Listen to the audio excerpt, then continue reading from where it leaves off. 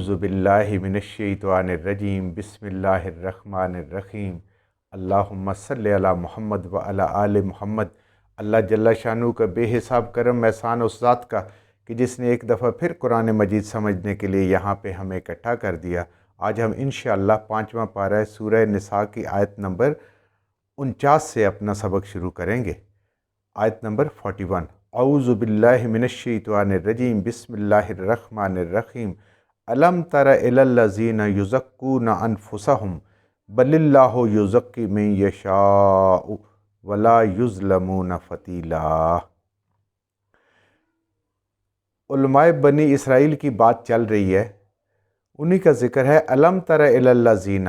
کیا نہیں دیکھا ان لوگوں کی طرف، اے ایمان والو کیا آپ لوگوں نے غور نہیں کیا ان لوگوں کی طرف، یزکونا، جو اپنے آپ کو بہت نیک اور پاک سمجھتے ہیں، انفسہم، اپنی جانوں کو، یعنی ایسے لوگ کہ جو اپنے آپ کو بہت پارساز سمجھتے ہیں، جیسے یہود کہا کرتے تھے کہ جنت ہمارے لیے ہے، ابراہیم علیہ السلام ہمارے ہیں، انبیاء ہمارے اندر سے اللہ تعالیٰ نے مبعوث فرمائے ہیں، اور قیامت والے دن بھی جنت ہمارے لیے اور کوئی جنت میں نہیں جائے گا۔ یہ آج بھی جو یہودی موجود ہیں ان کا یہ عقیدہ ہے کہ اصل انسان اور جنت کے حقدار، اللہ کی نعمتوں کے حقدار وہ لوگ ہیں۔ اس کے باوجود کہ قرآن میں ان کے سارے کرتوت اللہ نے سامنے گنوائے ہیں اور جو ان کو سزا دی ہے، تو یہ لوگ اپنے آپ کو پاک سمجھتے ہیں۔ بل اللہ یزکی من یشاء، بلکہ پاک تو وہ ہے جس کو اللہ پاک کہے، کیونکہ حساب کتاب قیامت والے دن رب کے ہاتھ میں ہونا ہے۔ جو رب سے حساب کتاب میں کامیاب ہو گیا، جس کو اللہ کامیاب کریں گے، وہی پاک ہے اور وہی پاک جنت میں جائے گا۔ انسان اپنے آپ کو جتنا مرضی ہے پارساز سمجھتا رہے، جب انسان اپنے آپ کو پارساز سمجھتا ہے تو پھر انسان دوسروں کو حقیر سمجھتا ہے۔ یہ بہت بڑا گناہ ہے، یہ بہت بڑا گناہ ہے، یہ تکبر میں آتا ہے اور اللہ تعالیٰ کو بہت ناپسند ہے کہ انسان اپنی نیکیوں کی طرف دیکھے۔ تو یہ یہود کا وتیرہ تھا کہ وہ اپنے آپ کو اپنے معاشرے میں باقی لوگوں سے بھی برتر سمجھتے تھے اور مسلمانوں سے تو سمجھتے تھے۔ اللہ تعالیٰ یہ فرما رہے ہیں، اے ایمان والو، یہ کہنے سے نہیں ہوتا کہ کون کتنا نیک ہے، میں کتنا نیک ہوں، میں کتنا نیک ہوں۔ جہاں بھی بات ہو، آپ کو پتہ ہے میں تو جھوٹ نہیں بولتا، میں تو سچ ہی بولتا ہوں، میں تو نمازیں بھی پڑھتا ہوں، میں تو روزے بھی رکھتا ہوں، سارے کام کرتا ہوں۔ نہیں، یہ اللہ کے ہاں کتنے قابل قبول ہیں یہ وہی جانتا ہے۔ تو پاک وہ ہے، پاکیزہ وہ ہے، بے شک وہ جس کو اللہ پاک کرے۔ ولا یظلمون فتیلا، اور قیامت والے دن کسی کے اوپر ایک دھاگے کے برابر بھی ظلم نہیں کیا جائے گا۔ فتیلہ اس دھاگے کو کہتے ہیں کہ اگر آپ کھجور کی گٹھلی کو، اس کے کھجور کو اوپر جو اس کے کیپ بنی ہوتی ہے اس کو انسان کھولے تو جو ذرا سا ساتھ ایک لگا ہوتا ہے دھاگا سا، اس کو کہتے ہیں فتیلہ۔ یا درزی سے انسان کپڑے لائے اور نئے کپڑے ہوں تو ان کو جھاڑے تو جو سب سے چھوٹا دھاگا اس کے پاس کپڑوں سے گرے اس کو کہتے ہیں فتیلہ۔ تو قیامت والے دن اتنی زیادتی بھی اللہ رب العزت کسی کے ساتھ نہیں فرمائیں گے۔ تو پاکیزہ کون ہوگا؟ جس کے اعمال پاکیزہ ہوں گے، جس کے اعمال قرآن اور سنت کے مطابق ہوں گے، وقت کی کتاب کے مطابق ہوں گے، وقت کے نبی کے احکامات کے مطابق ہوں گے، اللہ کے حکم کے مطابق ہوں گے۔ اللہ تعالیٰ ان اعمال کے مطابق فیصلہ کرے گا کہ کون پاکیزہ ہے۔ خالی کہنے سے یا دنیا میں اپنا مرتبہ دیکھ کے یا دنیا میں اپنی دولت کو دیکھ کے، دنیا میں اپنی حیثیت کو دیکھ کے اس سے فیصلے نہیں ہوں گے۔ یہ کہنے والے تو اپنے آپ کو بڑا نیک اور پاک سمجھتے ہیں، لیکن فیصلہ اللہ کے ہاتھ میں ہے، اور اللہ تعالیٰ جس دن عدل فرمائیں گے، جس دن اپنا فضل فرمائیں گے، اس دن پتہ چلے گا کہ کون پاکیزہ ہے، اور کسی کے اوپر اس کے اعمال کے علاوہ ایک ذرہ برابر بھی، ایک دھاگے کے برابر بھی زیادتی نہیں ہوگی۔ نیک کو نیکی کا بدلہ ملے گا اور بد کو برائی کا اس کا بدلہ ملے گا۔ انظر کیف یفترون علی اللہ الکذب، دیکھیں ان لوگوں کی طرف غور کریں، کیفا کس طریقے سے، یفترون جھوٹ باندھتے ہیں، علی اللہ الکذب اللہ پر جھوٹی باتوں کا۔ جو کتاب میں نہیں لکھا تھا منہ ٹیڑھا ٹیڑھا کر کے کہتے ہیں، نبی کریم صلی اللہ علیہ وآلہ وسلم کے پاس بیٹھتے ہیں تو کچھ اور بات کرتے ہیں، کفار کے پاس جاتے ہیں تو کچھ اور بات کرتے ہیں۔ اللہ تعالیٰ فرما رہے ہیں کہ یہ رب کے بارے میں جو انہوں نے جھوٹ کا ایک طوفان باندھا ہوا ہے،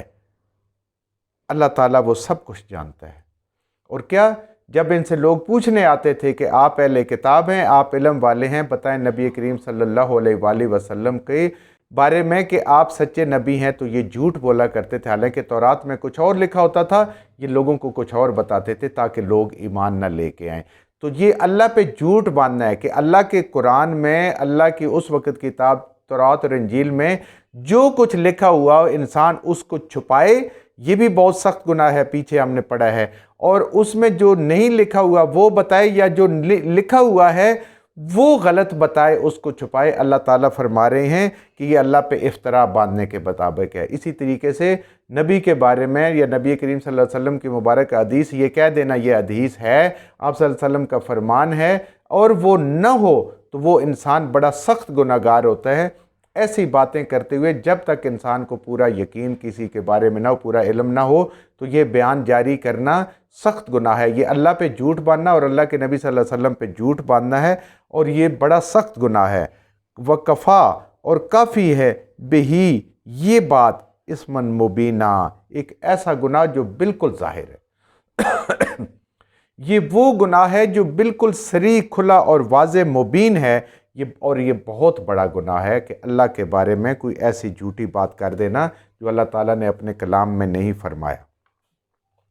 الم تر الی الذین، کیا آپ نے ان کی طرف توجہ نہیں فرمائی؟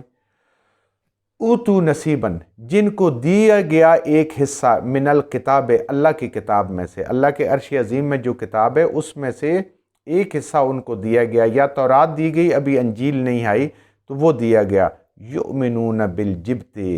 وہ اس کے باوجود ایمان لاتے ہیں، یعنی حالانکہ ان کے پاس اللہ کی کتاب موجود ہے جس میں شرک کی نفی کی گئی ہے، اللہ کی ذات اور صفات میں کسی کو شریک نہیں کرنے کے لیے کہا گیا، ایک اللہ پہ یقین کرنے کا کہا گیا، اس کو خالق، مالک، رازق، سب کچھ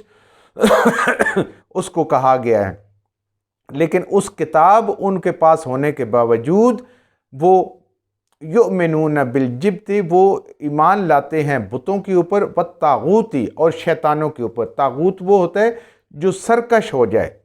جو اپنی حدوں سے نکل ہے، انسان انسانیت سے نکل جائے، دریا اپنے کناروں سے نکل جائے، اس کو کہتے ہیں طاغوت۔ تو ایسے وہ طاغوت پہ، اور سب سے بڑا طاغوت شیطان ہے، کیونکہ اپنے رب کا سب سے بڑا نافرمان جو ہے وہ شیطان ہے۔ وَيَقُولُونَ، اور کہتے ہیں، لِلَّذِينَ كَفَرُوا، ان لوگوں کے ساتھ جو انکار کرنے والے ہیں، ہَؤُلَاءِ،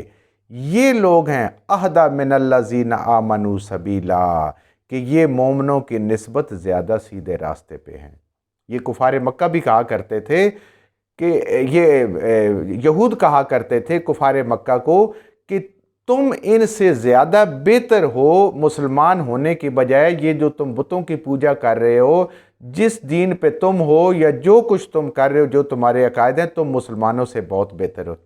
یہ وہ لوگ کہا کرتے تھے جن کے پاس تورات کا اور انجیل کا علم موجود تھا، لیکن صرف اور صرف مسلمانوں کے ساتھ دشمنی، نبی کریم صلی اللہ علیہ وآلہ وسلم کی مبارک ذات کے ساتھ دشمنی کے لیے وہ ان لوگوں کو وہ پوچھنے جاتے تھے کہ بتاؤ تم اہل علم ہو، ہمیں کچھ راستہ بتاؤ، کیونکہ ہمیں لگتا ہے نبی کریم صلی اللہ علیہ وسلم کی بات سچی ہے اور انہوں نے کبھی غلط بات نہیں کی۔ تو وہ ان کو تسلی دیا کرتے تھے، ہم آپ نے علم کی بنیاد پہ اور اس تورات اور انجیل کی بنیاد پہ آپ لوگوں کو بتا رہے ہیں کہ ان سے تو آپ بھی بہتر ہیں۔ اپنے سے بہتر نہیں کہتے تھے کہ ہمارے سے بہتر، لیکن کہتے تھے کہ جو محمد رسول اللہ صلی اللہ علیہ وآلہ وسلم پہ ایمان لائے ہیں ان لوگوں سے تم بہتر ہو۔ تو یہ ان لوگوں کا حال اللہ فرما رہے ہیں کہ جو جن کے پاس کتاب موجود ہے، لیکن وہ تو کتاب پڑھ کے گمراہ تھے، ان کے عوام کو تو کتاب پڑھنے ہی نہیں دی جا رہی، جیسے آج مسلمانوں کو قرآن پڑھنے سے روکا جا رہا ہے کہ وہ اس کو نہ سیکھیں، نہ اس کو سمجھیں، نہ اس پہ عمل کر سکیں، تاکہ جو علماء سو ہیں ان کی باتیں پھیلتی رہیں اور لوگوں میں گمراہیاں پھیلتی رہیں، قرآن کی طرف نہ آ جائے۔ تو یہ جو لوگ اللہ کی کتاب کو پڑھ کے بھی اس کے اوپر ایسی بات کر رہے ہیں تو اللہ تعالیٰ ان کے اوپر لعنتیں فرما رہے ہیں، ان کو اللہ تعالیٰ اپنی رحمت سے دور فرما رہے ہیں۔ انشاءاللہ اگلی آیات میں اس چیز کا ذکر آ جائے گا کہ اس کے بدلے میں ان لوگوں کے ساتھ اللہ تعالیٰ کیا فرما رہے ہیں، ان کے ساتھ اللہ تعالیٰ کیا سلوک فرمائیں گے۔ جو کچھ ہم نے صحیح پڑھا اللہ ہمارے ذہنوں میں، دلوں میں بٹھا دے، جہاں جہاں پڑھتے ہوئے بولتے ہیں ہم سے غلطیوں کو اللہ میں معاف فرما دے، اور ان غلط باتوں کو ہمارے ذہنوں سے، دلوں سے اللہ کی ذات نکال دے۔